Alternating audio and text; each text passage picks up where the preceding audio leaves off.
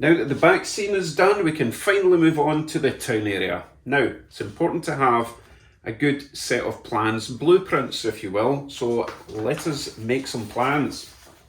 So we have our track, goes round like that, and then it goes up like that. Okay, so that's our rocky bit, that's our viewpoint. So the town is going to go there.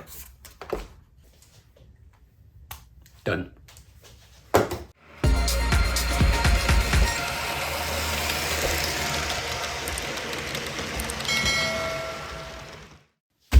Hello YouTubes, welcome to the future site of Canada's newest town, Scottsville.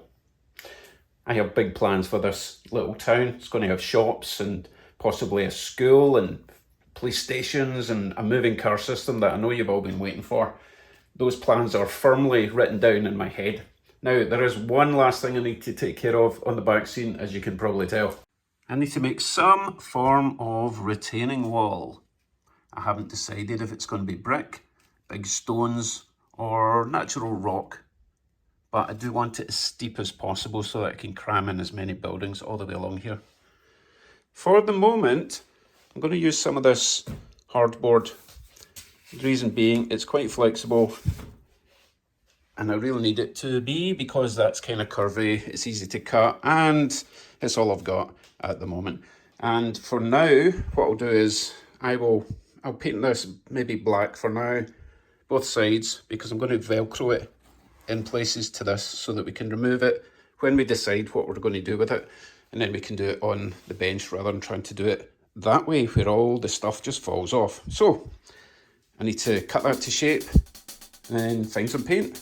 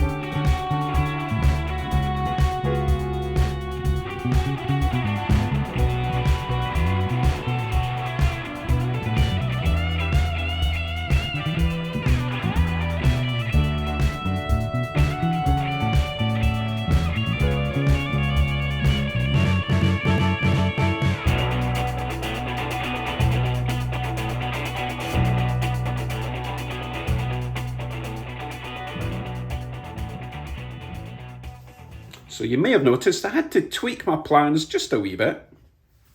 First off, I realised that if I put Velcro strips in behind it to attach it, then it's going to bring it out like a 1/4 inch. And then I'm losing space. I know it doesn't seem like much, but trust me, it is. This poor little guy fell off from his little home up there. Come on, there he goes.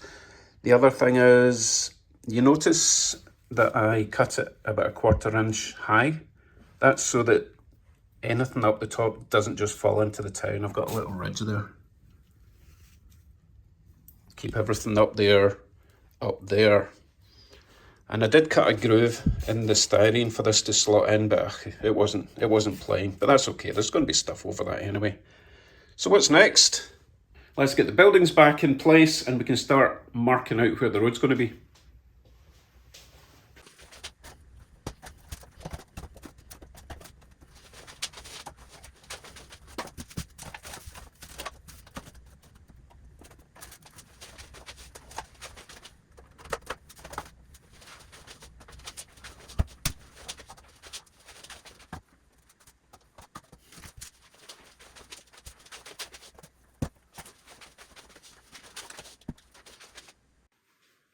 So I have another 3 of those houses, I believe, and various other houses still to be built.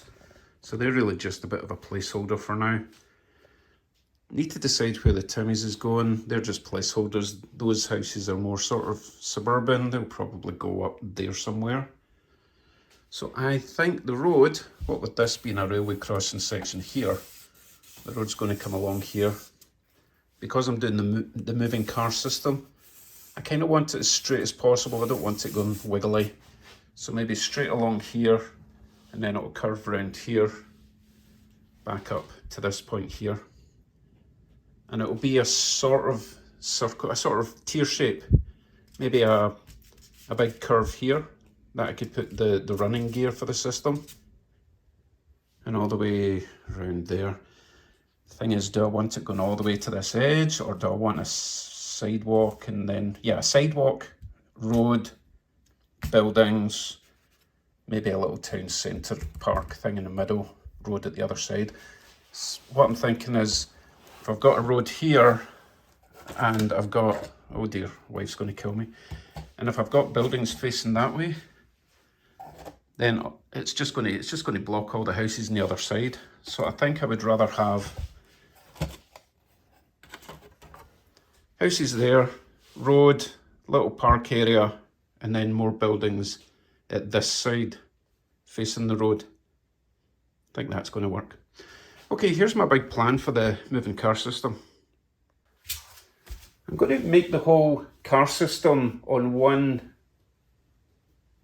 independent section of MDF. And then that means I can test it, make sure it all works away from the layout. And then once I'm happy with it and I've already marked out the size, then I could just slot it in place and then put some sort of road surface over the top just to merge it all in. So the very first thing I need to do is mark out this huge section of styrene that I'm about to chop out. So give me some, keep doing that, I'm just poking holes in it, although I'm chopping this bit out anyway, so it doesn't matter. Yeah, give me a minute to work out exactly the section I'm chopping out, and then we can get a bit of MDF and cut that to shape. So these are pretty much all the buildings I've got at the moment. This wall is going to go all the way to there. That house won't be there. And apparently the Timmy's isn't going to be here, neither is the gas station. They are going to be up there somewhere. There's going to be a road coming around there. So maybe Timmy's, petrol station, and those nice houses up there. So older style houses and shops, and then this section can be some shops there and maybe the wee park at the back. So what I'm thinking is, you can see where I've marked out there. I think it would make sense to have the moving section on the inside. I'm not going to do 2 moving roads at the moment, just the inside for now, because it minimises the amount of space I need to tear up. So remember, we're in North America, Canada to be precise, be driving the right, so it's going to go around that way. I've got a sort of triangle half there, and I think I might make this more of a direct line as well And then I will only need 1, 2, 3, 4 cogs to hold the chain on an outwards position. So let me move all that away, get the MDF and mark that out and then cut it.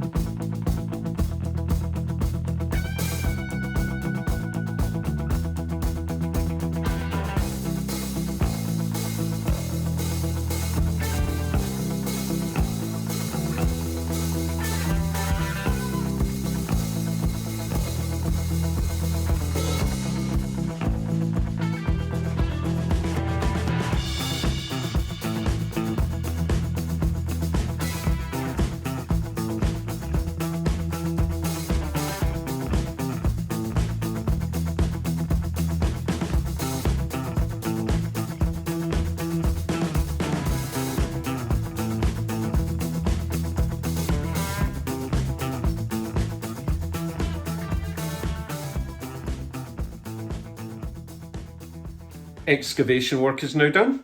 Let's dig out all the parts I need for the moving car system. I think they're in a box over there. Let's see then. Cars, obviously. More cars.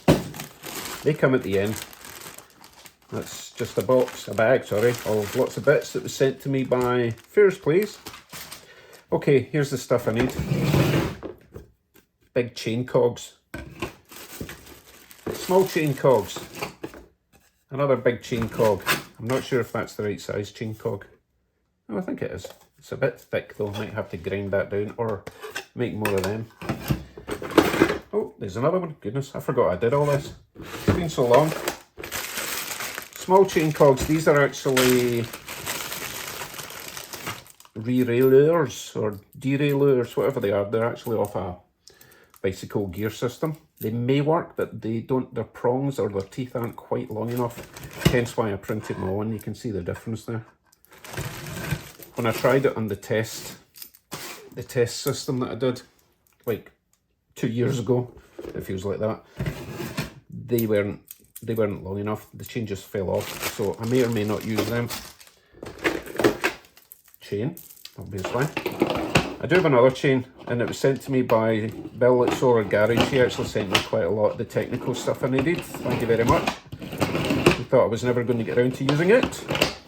And the reason I've got another chain is I may have to edit what I've got. I think there's a link I can take out and add more, take some away. I've got a set of bearings to go underneath all the gears. I want this to be as friction free as possible. What else do I have? I've got a motor somewhere.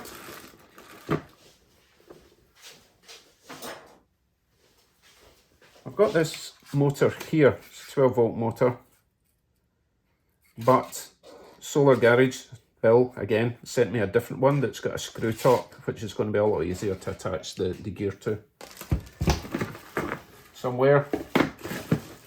And I've also got a length of plastic conduit for the chain to glide along if need be, because otherwise it's just going to wear a big hole in the wood. And also, I need something to control that, so I'm going to be using just an old train track controller, just a DC controller, because this is a 12 volt DC motor and I can adjust the speed with one of those controllers. I think that's everything I need. Screws, obviously, to screw all these down, although these have got screws, but they're nuts and bolts. I actually just need some wood screws. I think we're good. I think. let's just lay some stuff down in the general area just to make sure we've got all the parts we need, because if we don't, I'll need to get more, obviously, but I might need to print some more cogs. Let's find out. So I'm thinking for this bend, black one up there, maybe a black one down there. I'm thinking it's going to be black most of it, because I don't want it too sharp. Even that one might be too sharp. No, maybe not. Maybe not. That might be okay. It's only going to use like that much of the teeth anyway. So one there. I think I'm going to need a bigger one for up here, or I'll need to use two. Let's see what the wee ones are like. I mean, I could do a sort of pinching thing, I suppose, couldn't I? Although it would create a bit of a twist. Oh, look at that, a very small cone. Put you in the bag. Let's see how the chain's going to work. Oh, come on, behave. Okay, let's see. I'll get these out of the way. I can tell straight away I'm going to need at least 2 chains for this small section.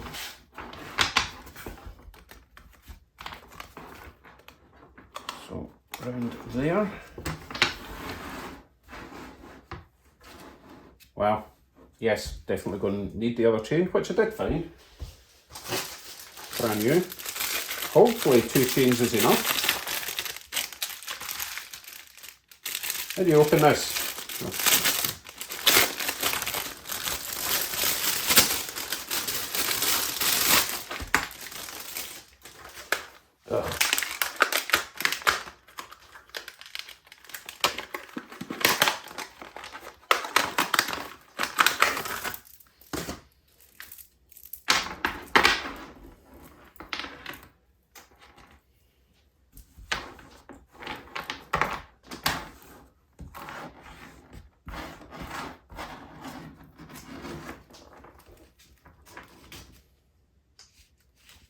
Yeah, it's annoying. I only need maybe half of this chain, but that's okay. That's okay. Right, I've got some work to do because I'm definitely going to have to print out some more gears. So that's going to have to do it for today. I am going to have to print out some more gears. I like this size, so I think 4 of these and maybe 1 small one, because I know that for this motor, you don't want it attached to the big gear or it will just spin it far too fast. Better to start with the small one. I think, correct me if I'm wrong. So once I've got everything printed out, then we can finally start on this moving car system for my new town. Get these people where they want to go. Take care everyone. I'll see you very soon. Bye for now.